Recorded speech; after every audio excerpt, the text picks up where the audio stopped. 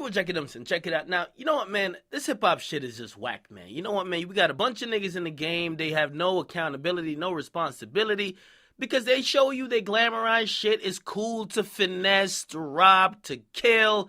Nobody actually looks at the ramifications, the mourning of the families who lost a loved one, the possibly perp that gets caught, who might get sentenced.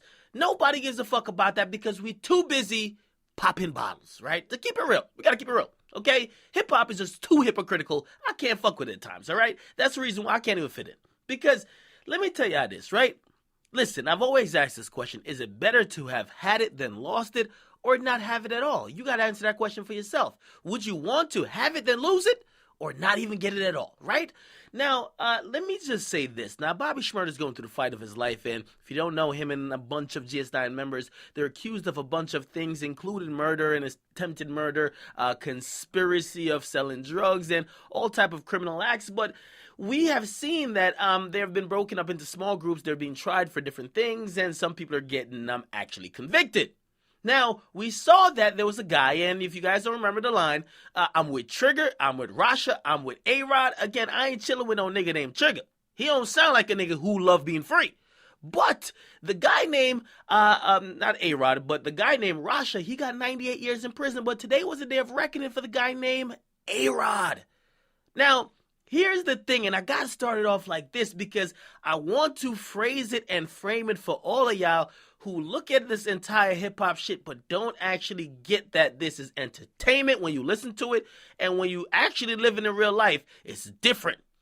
Now, A-Rod said today in his court sentencing, he talked to the judge, and he was reading a statement, he was mumbling, but he said to the judge, I'm going to read it verbatim, he says, please allow me the opportunity to become a productive citizen and raise my daughter to also become one.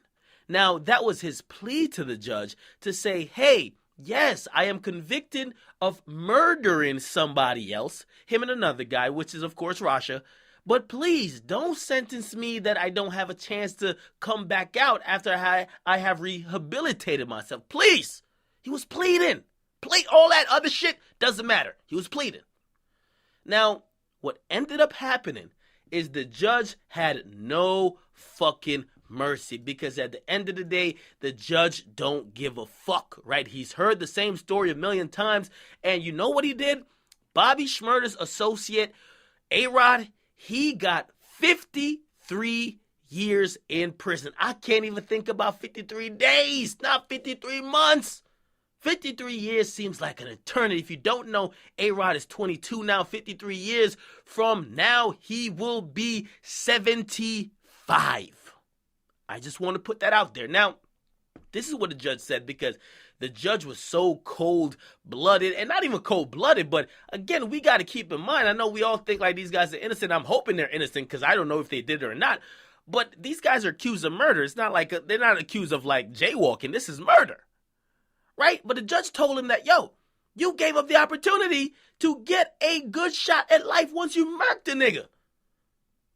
Now, he also said, listen, basically your desire for a do-over at life is really like, we're not even going to take that into consideration because we're not going to risk the safety of the public.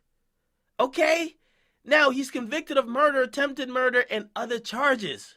And basically, this is what the judge finally summed it up by saying: the residents of East Flatbush, New York should feel safer because the defendant will no longer be able to terrorize these streets. And again, I feel so bad for not only the family of the victim who supposedly died at the hands of other people, because of course they were probably not involved. They just probably lost a son, a brother, a sister, well, not a sister, but of course like maybe a boyfriend or something like that. And then I feel bad for, of course, his family. His family's losing him to the penal system. It's not cool at all. Now, how does this actually relate on Bobby Shmurda? Bobby Shmurda's actually sitting in jail, and that's why he's pushing back his case, because all of his niggas is getting dropped like flies.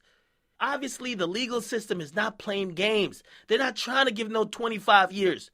They're going for the jugular. They're trying to give niggas football numbers. Now, Bobby Shmurda is facing 25. And my thing is this. He still has an 8-year plea sitting on the table until he starts trial. And that's why he's pushing back his trial. He could go to trial in actually September, but by then it's almost 2 years. Maybe he actually just takes the plea like, yo, fuck this shit. I don't want no 25 years in prison. Give my ass about 4 or 5 and I don't know, hopefully on good behavior I get out in 3. I'm straight. Let me get out of here. Because these prosecutors are not playing around. It's not playing around. It's all cool when we dance around to it. Caught a body about a week ago. It's all cool when we glamorize a bunch of rap lyrics about murdering people. It's all cool when we glamorize and we actually act like it's cool when Chief keeps rapping about killing everybody in Chicago. But it's not cool when somebody gets charged for murder and they get sentenced. Trust me, okay? Because I'm guaranteeing, I look at the pictures. I've seen tons of pictures and also videos from people coming in and out of the court that particular day in Bobby Shmurda's trial. Nobody's smiling. Get in the comment box, make sure you guys like, definitely subscribe. Again, this is a harsh reminder, and if you guys wonder why I do these stories or why do we still care about Bobby Shmurda, because we got to show both sides. Or the story doesn't end once he's done shmoney dancing.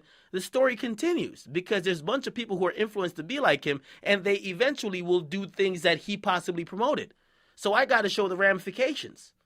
So very unfortunate situation for not only the family of the person who died, but also the family of the person who's going to jail.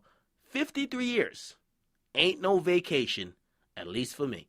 Get in the comment box. Make sure you guys like, definitely subscribe. Also, follow my Twitch account. You got to. It's in the comment section. I have said this a bunch of times. Twitch.tv/academics. Thank y'all. I'm out.